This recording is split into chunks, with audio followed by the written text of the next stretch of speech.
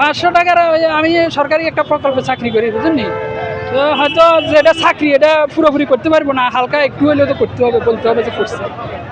চরম সংকটে আছে তেলের। এটার যদি কোনো সমাধান থাকে সরকারের কাছে দৃষ্টি আকর্ষণ করছি যাতে এটা সমাধান করে দেয় ভাই।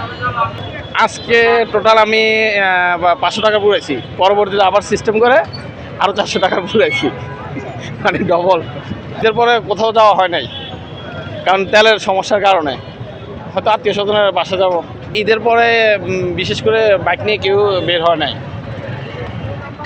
এখন, এই যে বিশেষ আপনার তেলের কারণে। কিন্তু এরকম তো অনেকবার আসছি, এসে চলে গেছি। হ্যাঁ, এখন ভালো লাগতেছে।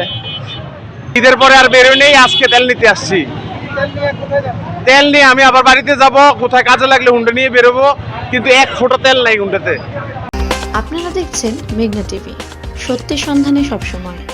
এছাড়া দেশ বিদেশের নিত্য নতুন খবর জানতে মেঘনা টিভির ফেসবুক পেজ facebook+meghna tv.bd তে লাইক দিয়ে আমাদের সাথেই থাকুন।